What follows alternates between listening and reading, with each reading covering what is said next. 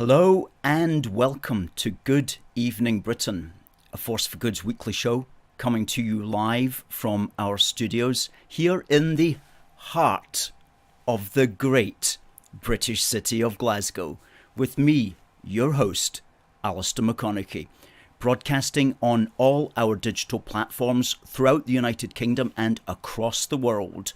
We're bringing you quality pro-UK comment and analysis every Wednesday from 7 until 8 p.m, broadcasting on Facebook, on YouTube, on Twitter, and on TikTok. Folks, it's good to see you in this great British New Year, 2023, and A Force for Good is back in the ring for another swing, no question about that. And it's going to be a great British New Year, and it's going to be a thoroughly unionist British New Year. We are going to be so unionist this year. We're going to get tired of being unionist. We're going to be so much pro-UK. We're going to be tired of being pro-UK, but we're going to keep being pro-UK, and we're going to keep being pro-UK until the Scottish nationalists realise the value of being British and of loving our great United Kingdom of Great Britain and Northern Ireland. Thank you for everybody coming in on TikTok. Please send us your comments. Good to see Ethan, who says greetings from London.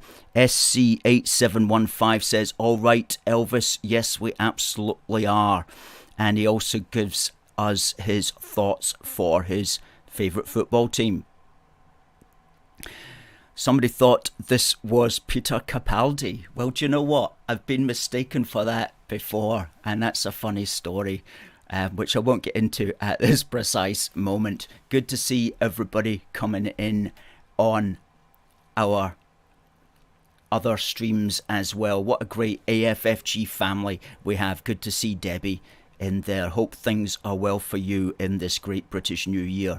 Good to see D Stanners also, who says all the best to everyone. Good to have A Force for Good back.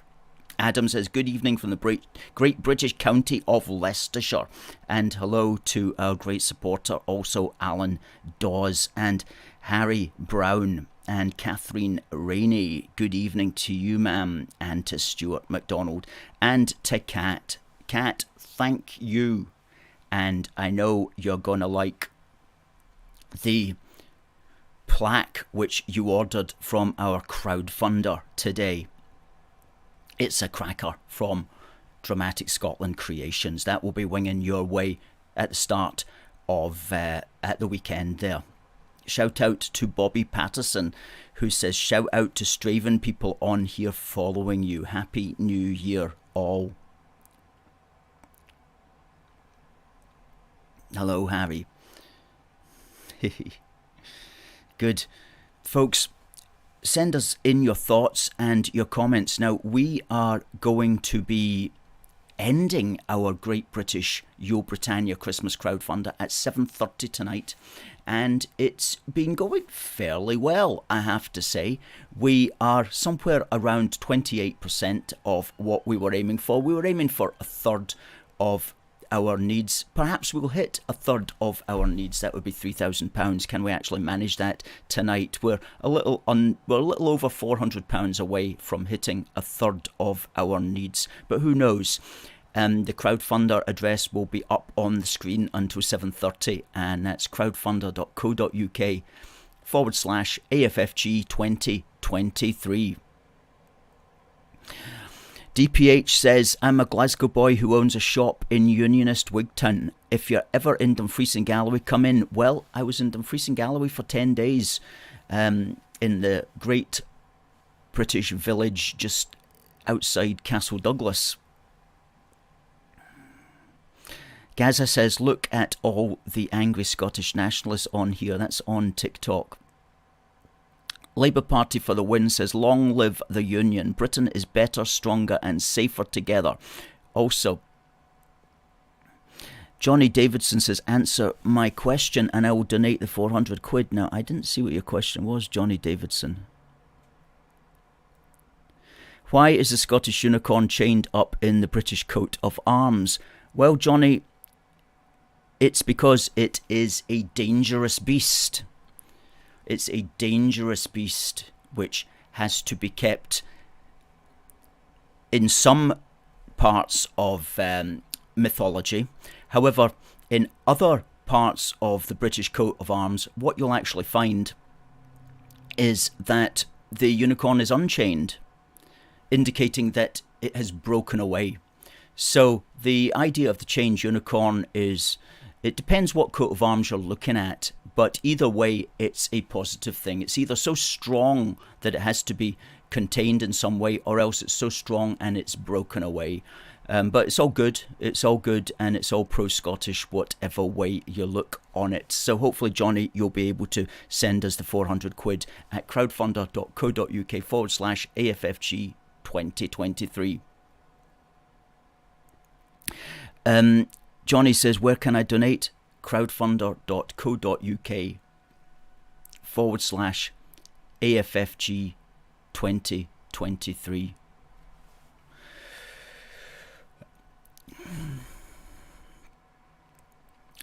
Apple user says Scotland must break away from English greed and tyranny. Well, I don't know what tyranny you're suffering under, but I'm sorry to hear that you're suffering under tyranny.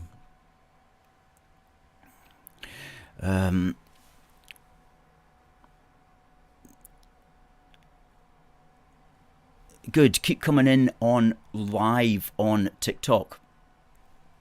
Great stuff. Now, we're going to, in a moment, I am going to just look at, well, let's actually emphasize here the importance of our crowdfund. I'm going to just run through some of the things that we've done this year, but let's look at some of the comments that have come up so far from people who have supported us recently. Let's read one or two of those. They're really, really good. There's Michael Lovey says, keep up the good work, everyone. Kathleen McGeorge says, good luck with the future. You can bet on that. David Clarkson says, excellent effort for all concerned. We must get rid of the festering sore that's ruining our dear old Scotland. That's for sure.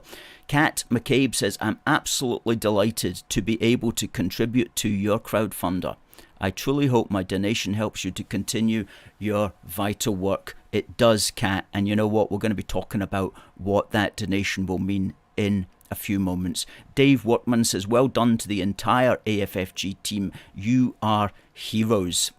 And I just want to extend that to the entire team. Absolutely. Our directors and our team that curates our social media channels every single day, whether that's TikTok, whether that's Facebook, whether that is Twitter or Instagram. Thank you. You know the hard work that you put in every day just to keep that ship steering correctly. David Marshall says, thanks for getting the truth out there. Goodness me, somebody has to put the truth out there, right? And we're doing that. Self Davis says, promote unionism, abolish devolution, dismantle SNP division. And John Sanderson says, best of British. Okay. Adam says there, funny we don't see any Scottish nationalists on Facebook. Yes, they all seem to have gone on to TikTok. DPH says he runs the Machers farm shop. We had a complaint made because we have a wee Union Jack. Do you know what? Isn't that absolutely ridiculous? Imagine somebody complaining about that. I mean, that's just so silly, so absolutely silly. And that's why we're still in the union. Imagine what they'd be like if they got their way. Oh my goodness me. They'd police absolutely everything if they could. Get to that in a moment. Okay, let's see some more comments there that came on the crowdfunder. Robert Little says, glad to help. I'm a unionist, loyalist, royalist. Keep Scotland in the union. Great people gave their all for this Great Britain and Northern Ireland. Respect for them. utterly. Graham Dow says, keep the faith in the Union. Ruby Jimmy says, the United Kingdom is one family. Absolutely. We are a nation of families long before we are a family of nations. We are a nation of families, quite literally a nation of families, with family members throughout the length and breadth of our great British Isles. Eric Anderson says, the nationalists are slowly but surely destroying our country bit by bit with their lunatic decisions. And Thomas says, so proud of all your work in protecting our union. And Stuart Hunter says, give the Scot Nats hell in 2023, guys. Proud of you and all your hard work. Thank you, Stuart. Kenneth Buchanan says, let's send a loud, clear message that the UK is here to stay. Absolutely, stay in the UK, as we will always say. And Anne Clark says, keep up the good work. And Rebecca Young says, couldn't resist the big mug and tea bags. And she is referring to one of our rewards on our crowdfunder. Let's put up a pic of that so you know what we're talking about when we say the big mug and the tea bags. There you go, Naffy tea, 80 tea bags and a big mug. That's coming your way for anybody on our crowdfunder, which is at crowdfunder.co.uk. Let's get that address there up on the screen. crowdfunder.co.uk/AFFG 2023 ends at 7:30 p.m. tonight.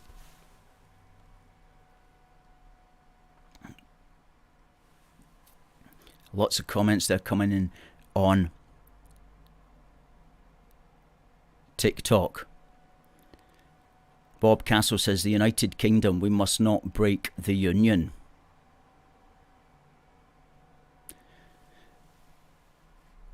Trickster says, if you believe in the concept of hate speech, you're bought and paid for by Saudi Arabia and China.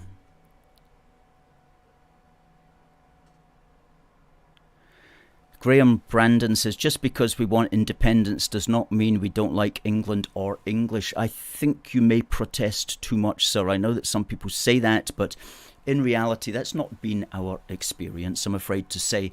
And it's not the lived experience of many people in Scotland.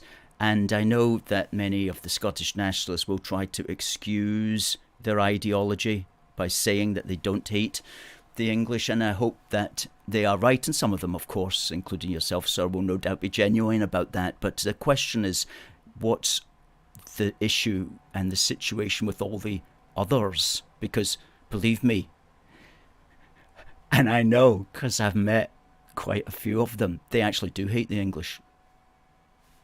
They just do.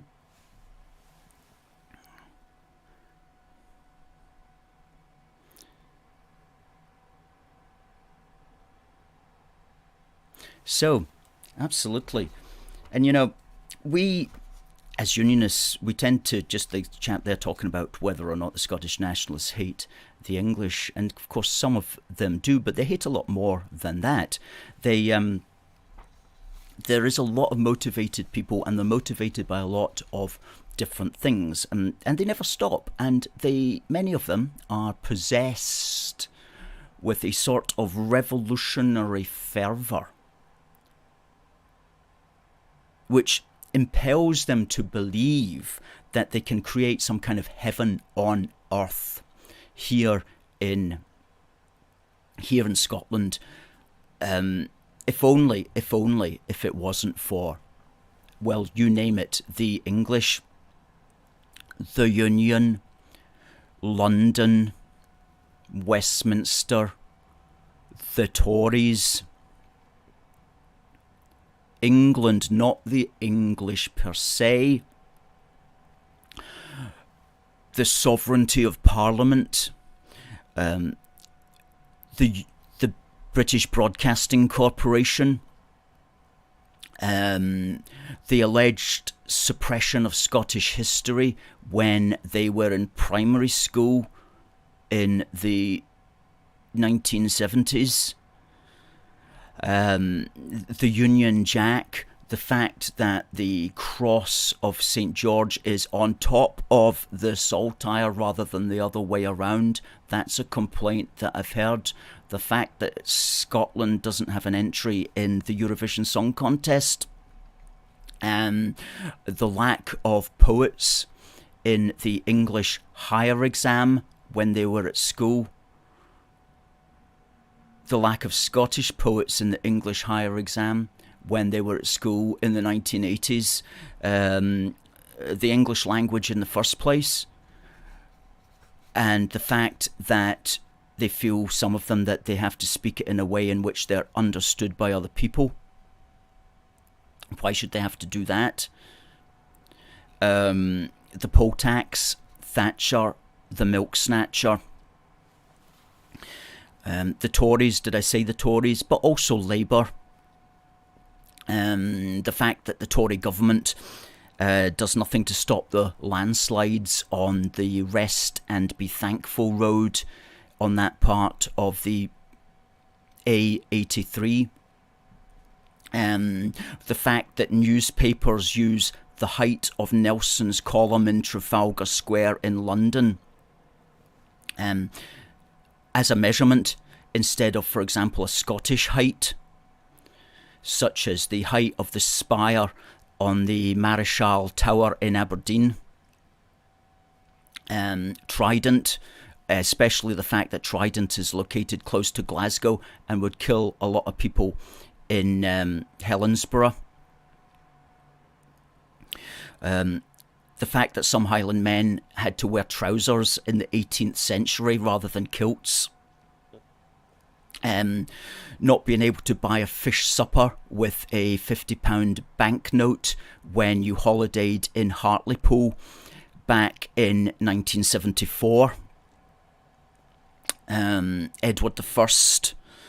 And what else have we got? Vegetables from England in the supermarket. So really, we've heard all the complaints, and I know there's a lot more to come, but we like to note some of them down when they strike us. But these people, I'm afraid, are actually running the country at the moment. So if we are in any way able to fight back, one of the things that we can do is just keep this show on the road at the very least. And that means, just if you haven't done so and you're not helping in any other way, please do consider chipping into our crowdfunder at crowdfunder.co.uk/AFFG 2023, and that will be ending in 12 minutes. In 12 minutes that will be ending. And whatever happens, we will still be here, and we are going to be fighting the good fight.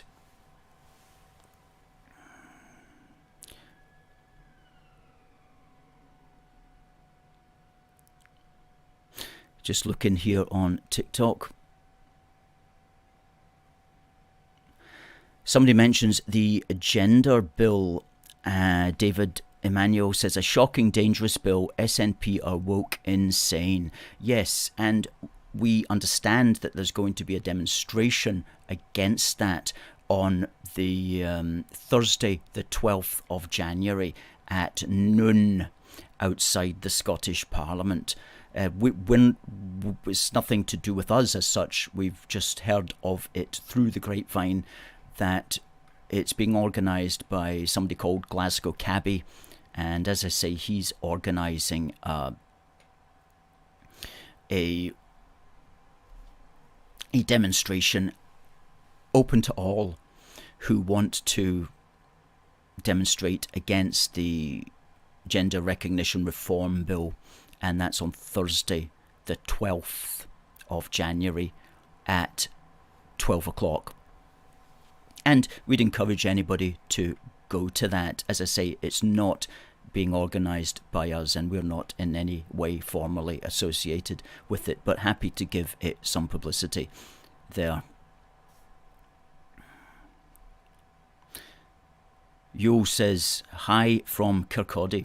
Hello, sir, and I hope you're doing well tonight, and I hope Tam's doing well from Buckhaven in Fife, and he says SNP out. Hi, Arnie. Ron Spiegel says, I support the United Kingdom as united forever. And hello to Anthony. Hope things are well with you, Anthony. Now, I wonder if we have a certain person in the house, I meant to mention this at the start, who has won last 2 weeks ago our giveaway. And our giveaway was for some naffy tea bags. It was for a Union Jack tea towel, and it was for this bag as well. And the winner of it is a gentleman called, let's bring his name up on the screen, and if he's in the house, let him be heard.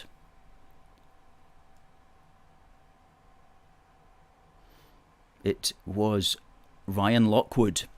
Okay, Ryan, if you're in the house, please send us your address details and we'll fire those out to you in the post tomorrow. Send your details there, contact@aforceforgood.uk. Great stuff. That's Ryan. Ryan for the win.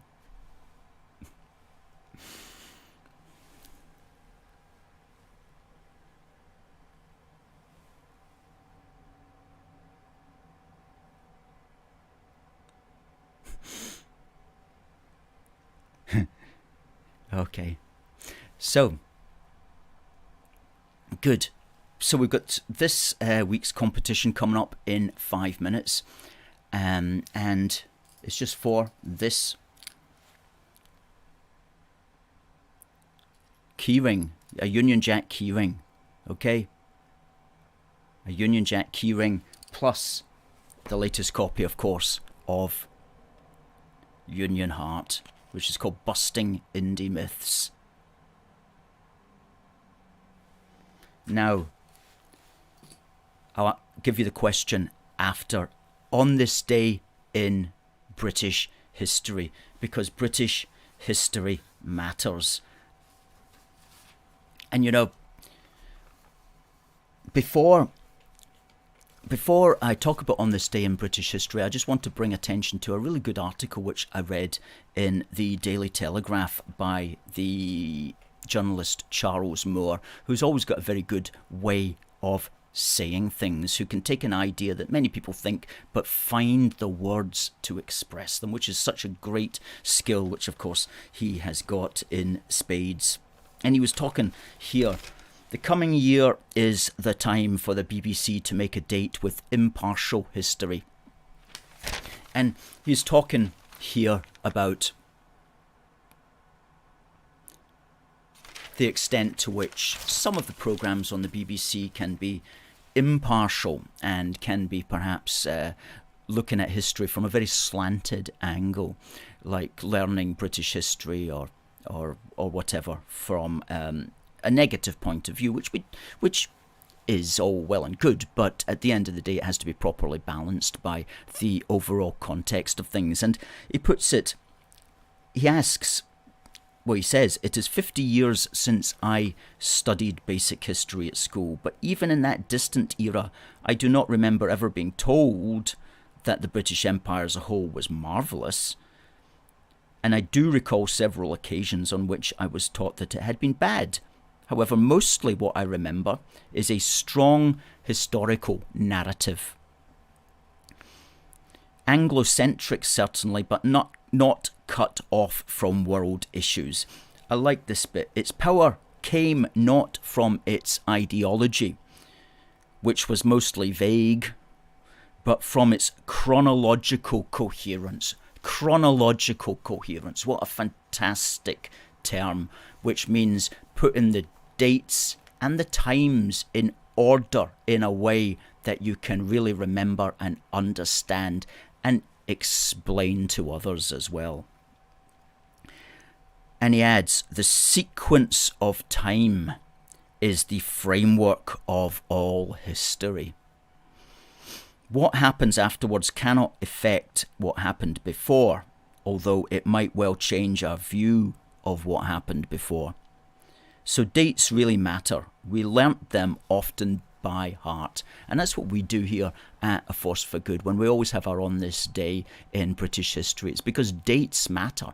And it's around dates that you can arrange the year, the British year, the unionist timeline, as we also have it.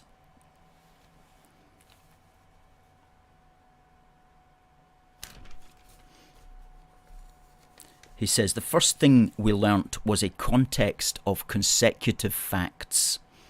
It was only when we approached adulthood that we started to consider historical arguments more analytically. Unfortunately, this is untypical of the way history is conveyed in the 21st century. It is not so much that pupils learn bad narratives, it is more that they learn no overall narrative, and by narrative is meant story. Woke ideology seeks to fill the vacuum. And he says, if you don't know what happened when, you are like a geographer who cannot read a map. You have no sense of where you, your time, and your country stand in relation to your subject. You have no sense of where you, your time, and your country stand in relation to your subject. And that's why dates and the correct chronological coherence of them is so important to actually understand your very own life. Your very own life. As we always say,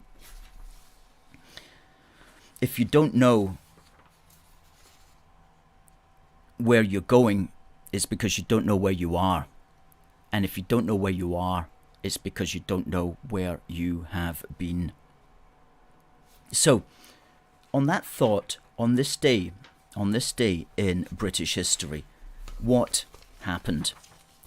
Notably, on the 4th of January. Well, on the 4th of January 1967, a Great Britain was killed in a very dramatic accident, and that was Donald Campbell, who was seeking to beat the world water speed record on Coniston Lake in Cumbria. And he was 45 years old, and his father was also a speed king called Malcolm Campbell. And Donald already held the record of 276.33 miles per hour, which he had set just about 3 years before. And he was piloting his Bluebird, and he was having a second go at it. And some people say that he hadn't waited until the water had settled properly. Or some people say that maybe just a bit of a wind got up and started to unsettle the water. But what happened is when he went flying along it, the boat took off, overturned, and essentially exploded, somersaulted, and broke in half, killing him instantly. And it wasn't for 44 years later, in 2001, that they actually found his body at the bottom of Coniston Lake, and he was buried that year in 2001, 44 years after he had suffered such a tragic end. And we've got a picture of Donald Campbell here, which we'll just put up.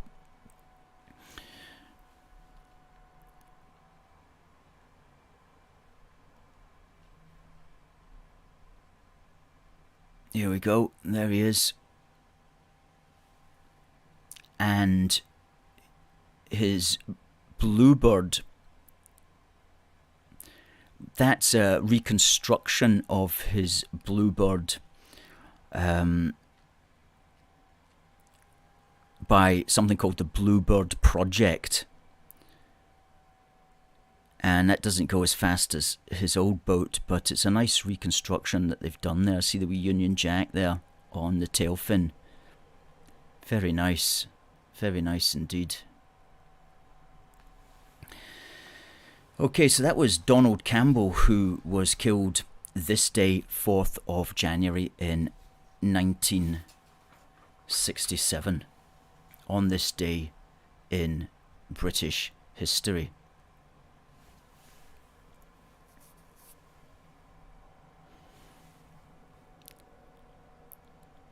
Send in your comments, folks, on TikTok, and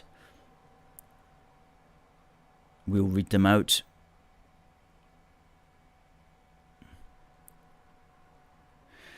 Somebody there says, what about William Wallace? The English killed him. He wanted and fought for an independent Scotland. Well,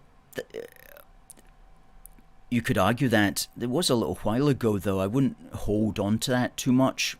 I mean, there's been a lot of water under the bridge since William Wallace was around. And there's been a thing called the Parliamentary Union. And there's also, before that, there was the Union of the Crowns. In fact, this year, 2023, is the 420th anniversary of the Union of the Crowns. That was when the Scottish King, James VI of Scotland, who was the son of Mary Queen of Scots, when he became King of England as well. And he declared himself to be King of Great Britain. And ever since then, the historians have always argued over what's the proper terminology to call him, but we call him James VI of Great Britain because that's how he wanted to be called. And this year is the 420th anniversary of the Union of the Crowns, and of course that was over 100 years before the Union of Parliaments. So that's why we always talk about the Union as extending way back, much further even than 1707, which was the Union of the Parliaments, back to 1603, which was the Union of the Crowns, and of course going even further back than that to the unions of the small kingdoms throughout the British Isles, going back as well, of course, to the English-Welsh Union. And we have these greeting cards here to mark this year. Wherefore we have thought good to discontinue the divided names of England and Scotland out of our regal style, and do intend and resolve to take and assume unto us, in manner and form hereafter expressed, the name and style of King of Great Britain. The proclamation on the 20th of October 1604 by the Scots King James VI, after becoming also the King of England. And on the back we have a little bit of history for you as well. And you get these, the blank inside, you get these at our shop. There you go. Screenshot. Let's put up the shop banner there. Let's put up the shop banner. There we go.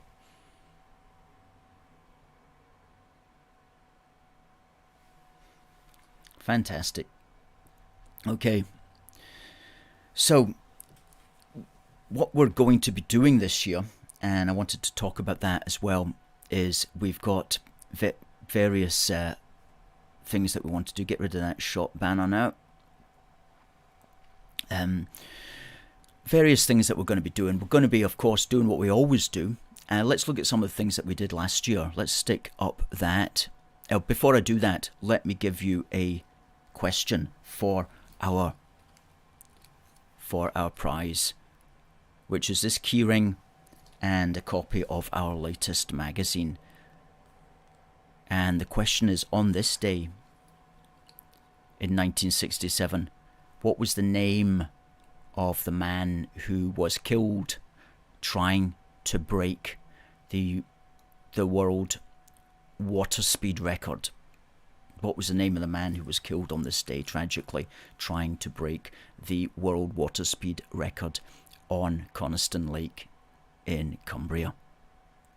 Send your answers, folks, to contact@aforceforgood.uk.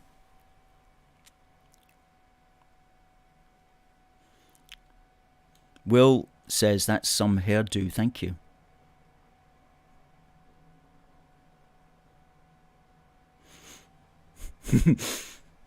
Alberta says, no, that's a hair don't. Lord, somebody says, you'll only read pro-union comments. I'll read anti-union comments on TikTok if I can understand them.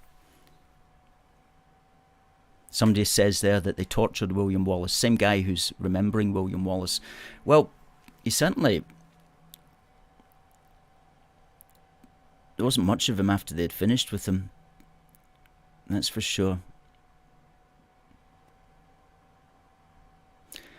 Somebody says there, the people had no say in the Union of 1707. Well, some people had a say, but more to the point, ever since 1707 and ever since the development of parliamentary democracy in our islands, the people of Scotland and England have had a say in the Union.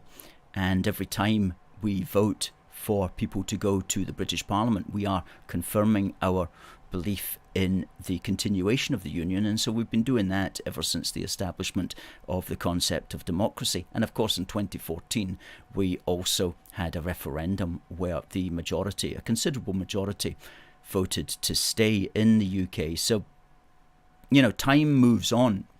Sometimes people think, oh, they like to preserve the nation in aspic, as if I only want to talk about the William Wallace years. If only we could get back to that. You know, if only we could go back to when they hung, drawn and quartered people. Or I only want to talk about the period immediately after 1707 when the Jacobites were about. But the thing is, time moves on. It's eternal. It keeps going. And so things change. And so while the broad mass of people in 1707 never got a say, they've had a say since the establishment of parliamentary democracy, and we had a say in 2014. So you've got to remember that that's always, you know, time moves on. But some Scottish nationalists, and it is them, they do not see the movement of history. They don't understand that.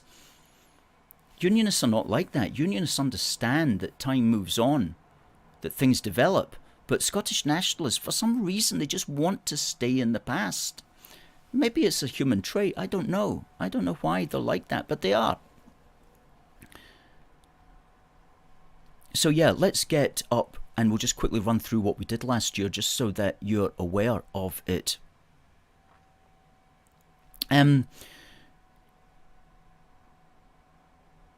Okay, let me find it. What we did in 2022, there we go. Action in 2022, 9 Jubilee Street stalls, 10 SNP marches counted accurately and recorded, 2 counter-presence events launched by A Force for Good at these marches, 1 colourful Bruce to Elizabeth, our Great British Monarchy celebration rally in Stirling, 1 Stand Up to Sturgeon action on the 24th of August outside the Newtown Theatre. Videos from that went viral. Our Stay in the UK rally on the 23rd of November outside Holyrood. We got over 250,000 video views on our own platforms alone as a consequence of that particular event. And we also celebrated our 10th year birthday party. Our video broadcasting has been off the chain. 44, this is the 45th weekly 1 hour Good Evening Britain broadcasts on all our digital platforms. 44 professional audio only podcasts. 160 shorter videos on YouTube. 13 live outdoor broadcasts. And latterly 9 YouTube shorts. And 3 specially edited videos, plus an additional 282 videos uploaded onto TikTok. What an amazing visual display of pro-UK positivity. And published 3 issues of our magazine Union Heart, including a special edition to celebrate the Queen's 70th. 32 articles on our website. 32 articles. And 11 email updates. Okay. Now, that doesn't even we don't even mention there the reach of our social media channels, our Facebook and Twitter and Instagram channels, and the reach of our TikTok. Our Facebook and Instagram and Twitter reaching over 500,000 a month.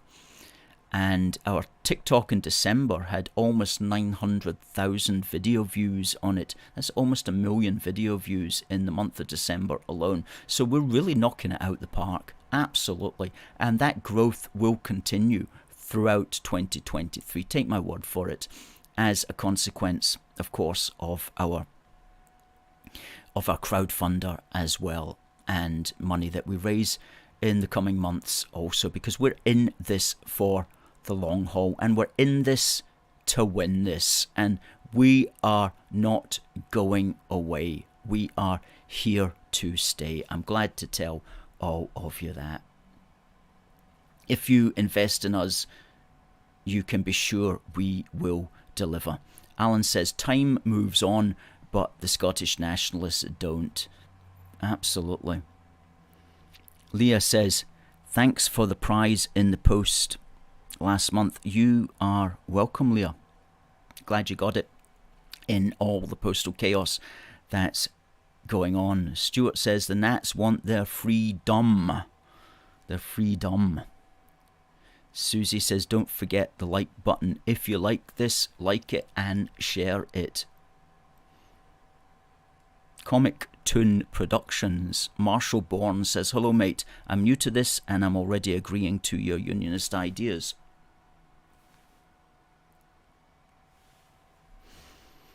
Derek says, keep up the great work. Arnie says, the fact the SNP are backing lowering the age of consent and calling paedophile minor attracted persons is enough for anyone to leave and reject the SNP. It's disgusting. Susie gives a shout out to Comic Toon Productions, says it's always good to meet new folks on this channel. Absolutely.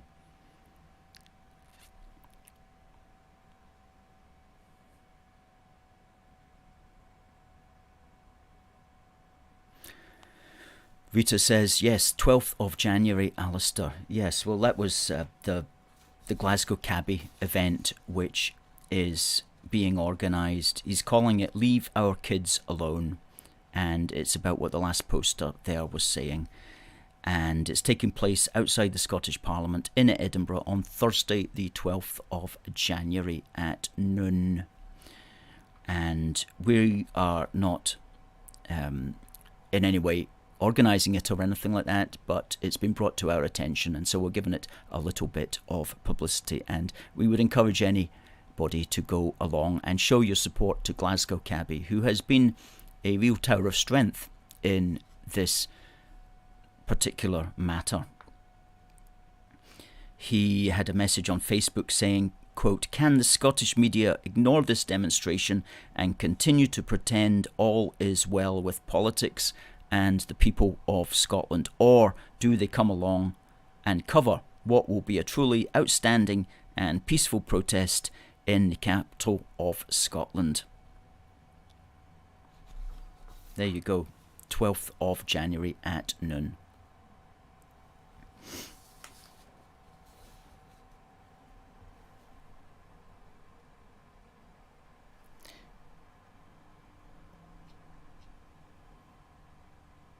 Good, good, good. So, On You Go says, did you vote for Brexit? Absolutely. I voted personally for Brexit. And you know what was interesting? Before Brexit, A Force for Good did not get involved really too much in that debate, because we know there was unionists for and against and so on. So we just thought, well, let's see where the cards fall. And we as an organisation didn't promote it one way or the other. However, as soon as the result came out, and as soon as it was clear that the Scottish nationalists were not going to accept the result, and as soon as it was clear that the Scottish nationalists were trying to weaponise the result against the United Kingdom, then clearly we as a unionist group had to choose a side then. Okay, so we didn't have to choose a side until the SNP forced us to choose the side. And ever since then, we have used making a great British Brexit one of our aims. Which brings us on quite nicely to the next point that I wanted to talk about, because Brexit was a vote of confidence in our ability in the United Kingdom to shape our future as an independent, sovereign nation. And a choice that few of the members of the European Union seem willing and able to make. But it was a vote of confidence. And of course, the Scottish nationalists ever since have been weaponising it and trying to use it as the reason why Britain is claiming that Britain's not succeeding as a consequence of it. And it's fair to say that our politicians have not yet fully embraced the potential and the possibility of Brexit, but we didn't really expect them to, because it was a people's revolution against the political class. The political class in the Tories and in the Labour parties did not want Brexit, and most of them still do not want Brexit. So when they got Brexit and when they had to deal with Brexit, they have not yet properly had the ideology or ability to properly exploit it for good, which is a pity. And we'll just have to see how that pans out in the long term. And it may be a few years yet before a political class develops that is inspired by the concept of British freedom and independence. That may take some time to develop, because certainly since the early 70s, the British political class was globalist and continues to be globalist minded. And you know, always taking the easy route as well. Always taking the easy route. Short-termists, that's a real problem that's plagued Britain for years, all my life. The short-termism of politicians. And I'm not letting the SNP off the hook here, but just generally politicians are short-termists. They don't plan for the long term. They think like 5-10 years away is like a lifetime. But no, it's just the blink of an eye. But they don't plan for 10 years because they reckon, well, in 10 years we're not going to be around. It's going to be another party that will be in. And so that's one of our reasons why we've got a crisis at the moment, is because of lack of planning, lack of energy planning for just now. 10 years ago, David Cameron, or slightly longer, was saying, oh, we're not going to invest in new nuclear power stations because it wouldn't come online until 2020. 8 years away by his reckoning, so he's not going to be bothering to plan for that. So, but the year rolls around and we don't have it, and we needed it, but it should have been built years ago. So this is what we're facing in Britain. Politicians of low calibre, short-termists. Anyway, I'm not saying anything there that we don't already know.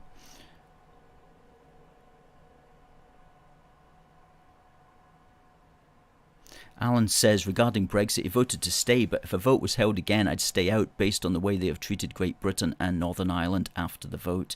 That's true.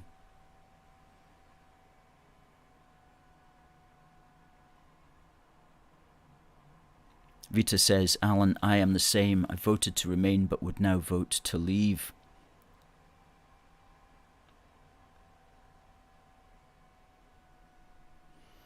In that regard, Stuart says, the UK is a world economic power. London has more credibility than Frankfurt or Paris.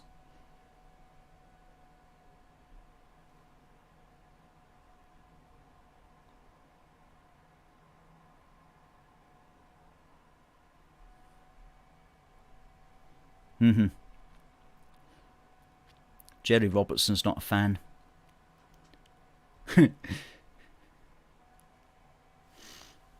Derek says, keep up the great work. We absolutely will.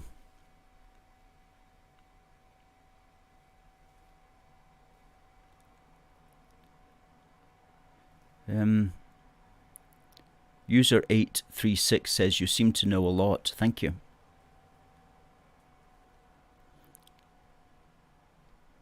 Truman says, you're a real character, buddy. Thanks.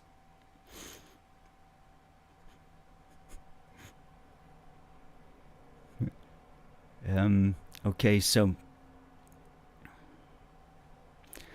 what was I saying? Yes, talking about the Tories and government, politicians in general, and the way that they look at things. And we've always had this idea about unionists. You can divide unionists into herbivores or carnivores. Politicians, that is, unionist politicians, herbivores or carnivores. And David Frost, Lord Frost, is definitely one of those carnivores. And he wrote an article here. He goes, Brexit was a vote of confidence in Britain. That's where I got that phrase, by the way. Brexit was a vote of confidence in Britain. And he's talking here, he's a conservative peer. And so this article is addressed to the Tory party. Now, leaving out the politics of that and whether you're Tory or not, he does make some very good points in here about strategy, which I really want to stress. And we face this in Scotland because many of the advisors to the British government are what we would call unionist herbivores, which is that they don't want to create a fight. They think the best thing to do is just to try to accommodate Nicola Sturgeon and the SNP and try to be reasonable. And presumably everybody who's looking on will see how reasonable you are and will go, well, do you know what? I like these really reasonable people. They're so nice and reasonable. And what he's saying is, no, that's not actually going to get you the bread and butter at the end of the day. It's just going to get you starving in a corner. And he puts it like this. Those who advocate a focus on stability, on calm, on managerialism, often seem to believe current political and economic forces must be accommodated, not changed. But politics is about more than adapting to the environment.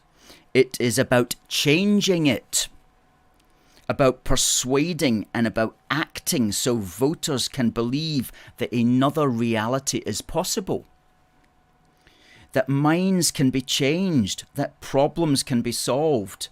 That often requires confrontation, not appeasement, determination, not conciliation. The coming year has to be one for those things. Very good point. Very good point.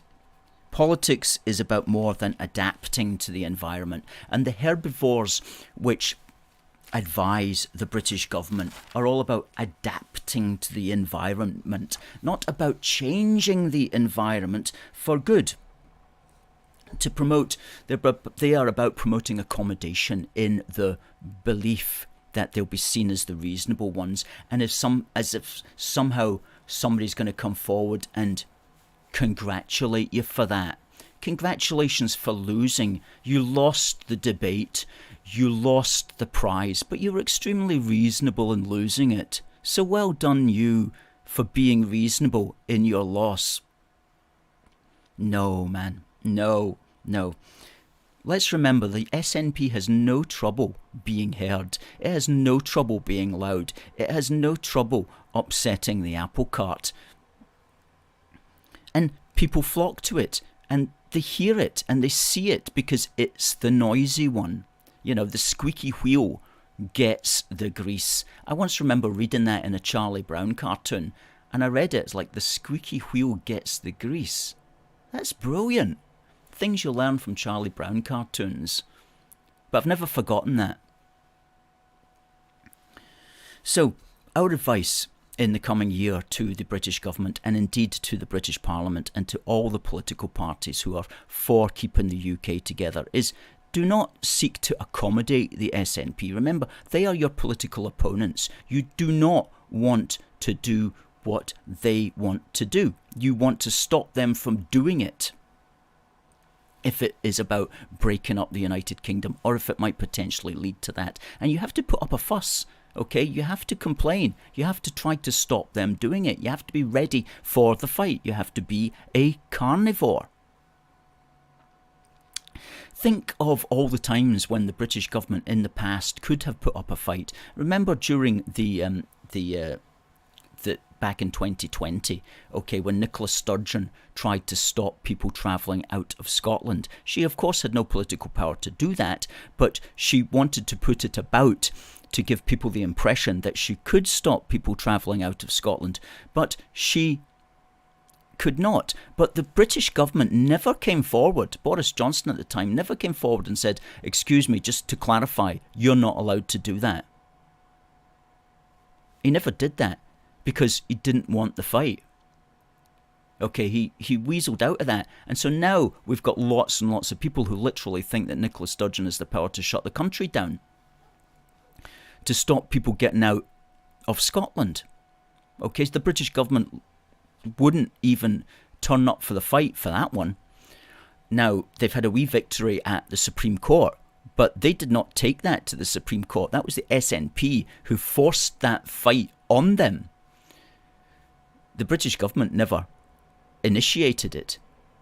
It was the SNP who took it to the Supreme Court to get a decision, and they lost. There's a fight coming up, possibly with the Gender Recognition Reform Bill, the Gender Recognition Reform Act, as it now is. Well, it's still a bill because it hasn't got royal consent yet. But there's a fight coming up with that. Will the British government rise to that, or will they just sit on the sidelines grumbling about it? So far, they've been grumbling about it, which is a little more than they normally do. But will they actually rise to have a fight on that particular one? We would say that they should definitely, because that's a win-win situation, because even the SNP supporters are divided on the rights and wrongs of that particular bill. So the British government have got nothing to lose by simply asserting the dominance of the British Parliament on that particular issue. So that's just a little bit of a strategy there. Always be a unionist carnivore, not a unionist herbivore, because it is the carnivore that gets the meat at the end of the day. That would be our advice to the British government as we enter into this great British unionist year 2023. Now,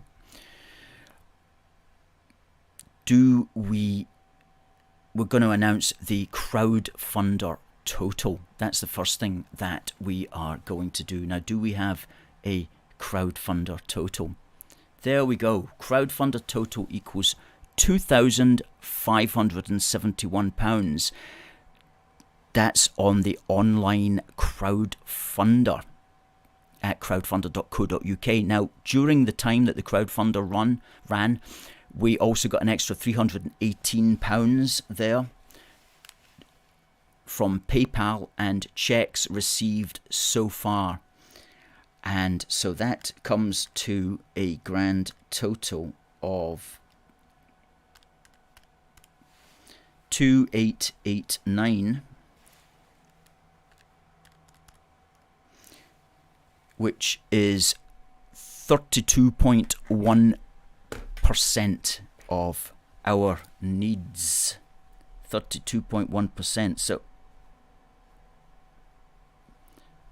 just a little over 1% away from a third of our needs. So folks, that's good going. That's good going, especially in the current environment.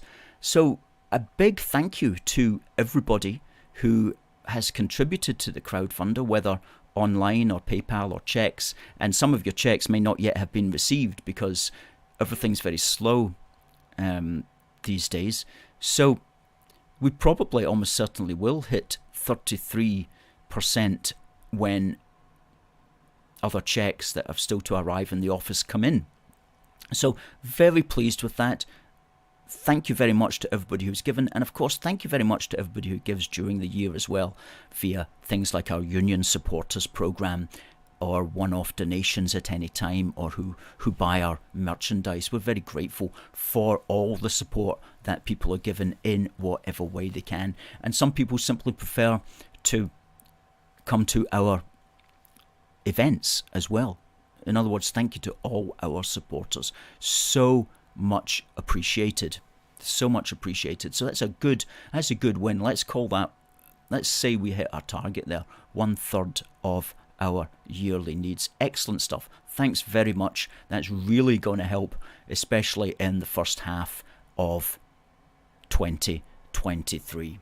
I'm pleased to say that's really helped to assure us. Alan says, well done. Arnie says, brilliant. Good stuff. Good stuff.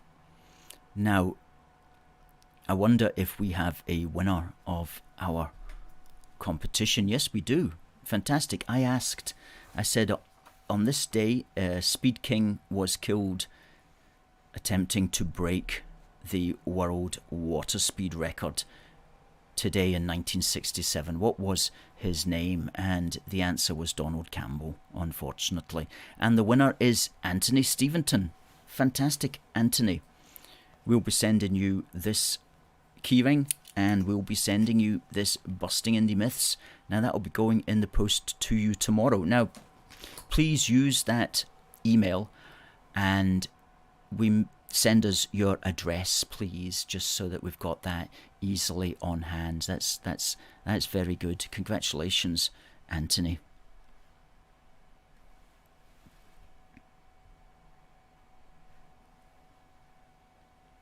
Thank you, Stuart. Thank you, Stuart. Rita says, thanks for the Christmas card and badges. We'll wear both on the 12th of January. Brilliant, Rita. Excellent. Catherine liked the programme. Alan says, well done, Anthony, as does Susie.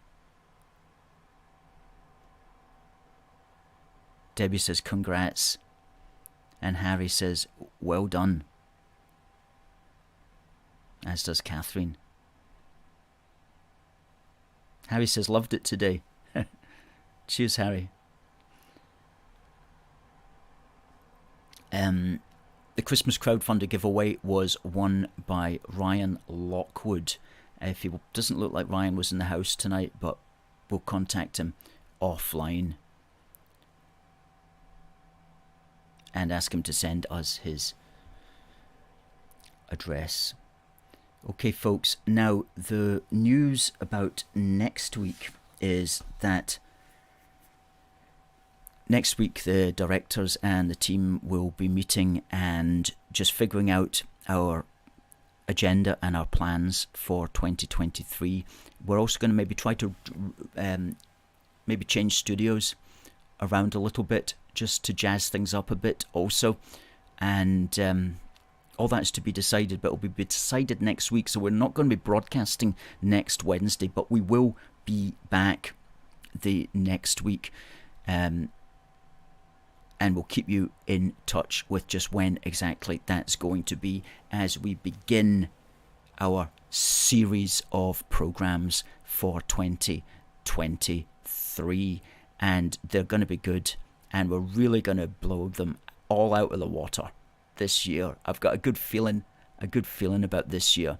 It's going to be the year when the Scottish nationalists start to fail in their overreach, because they've overreached and they believe that they're going to try to turn 2024 general election into a referendum, but that's going to backfire on them, and we're going to be here along with others to make sure that it does backfire on them. And 2023 is the year that it begins to backfire on them. We're so happy to tell you that good news.